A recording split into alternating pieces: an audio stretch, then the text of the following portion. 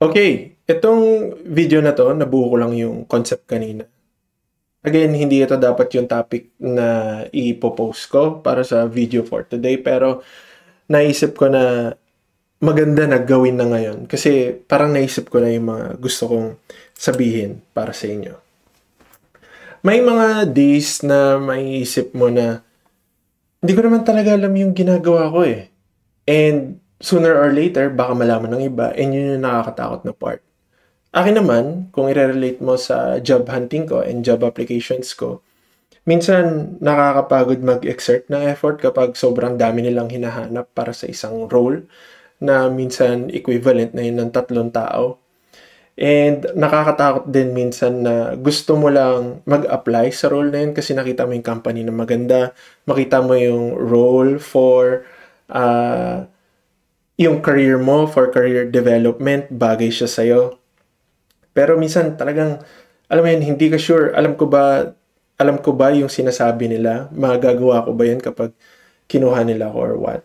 And it relates dito sa quote na sinave ko from Adam Grant na ito yung kapag meron kang imposter syndrome, ang sabi niya, I don't know what I'm doing.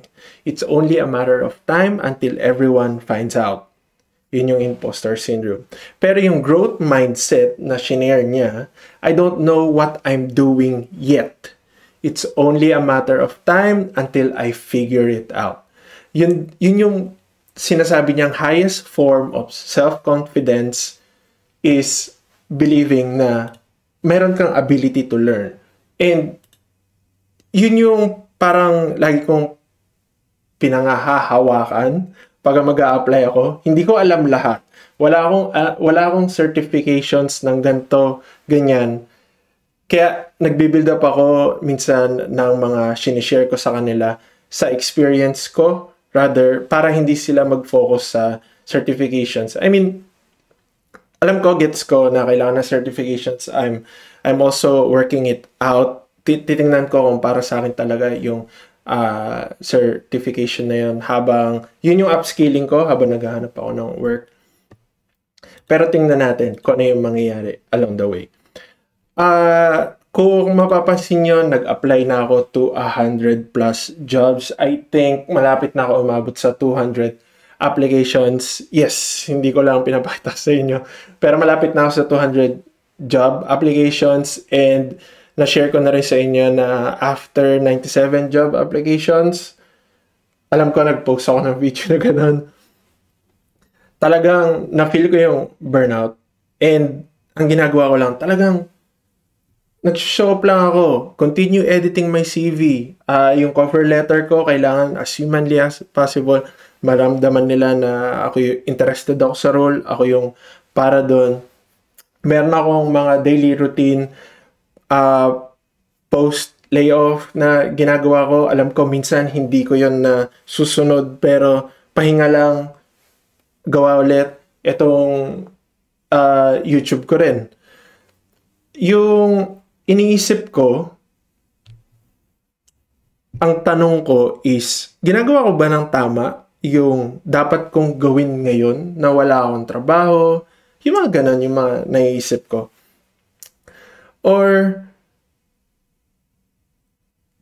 paikot-ikot lang ako sa cycle na to. Yun yung mahirap eh. Yun yung isa sa mga tanong ko sa journal ko, and hindi ko pa siya alam kung paano i-address.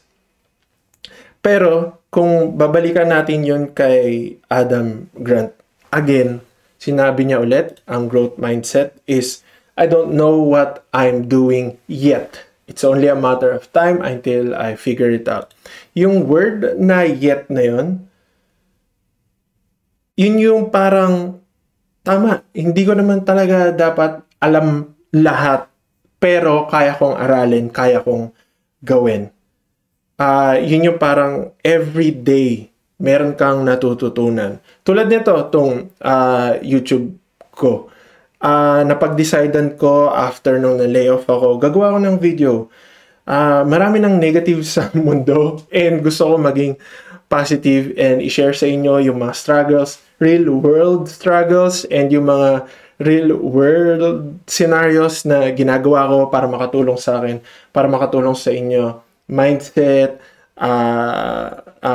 kung ano pang productivity na pwede kong i-share sa inyo soon. And nag-gain ako ng subscriptions na hindi naman yun yung aim ko dahil lang gusto ko lang magkaroon ng online journal. Next is yung mga networking ko rin. I consider those small, not small, but big wins. Malalaking wins yun kasi kahit hindi ako masabihan na, okay, share mo sa akin yung CV mo, titignan natin kung ano yung magagawa ko, kung meron mga roles na pwede mo apply. Kahit na walang ganun, basta makakuha lang tayo ng insight.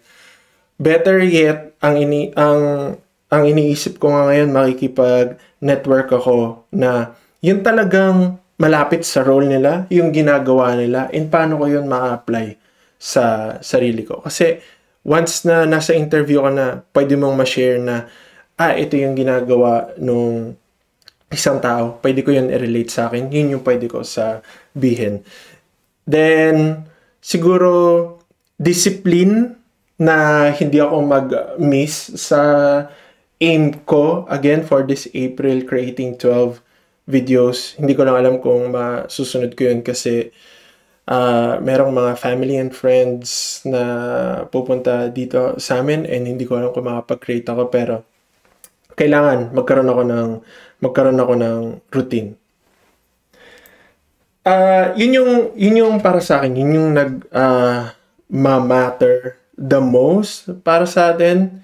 Critical siya, especially sa kung gusto niyo maging YouTube creator or kung ano pang mga passion nyo or kaya naghahanap kayo ng job hunting. So, if you friends are watching this video and feel lost, hindi kayo lost forever. Yun yung gusto ko rin ma-implant sa utak ko na tumakbo na hindi ako magiging lost forever.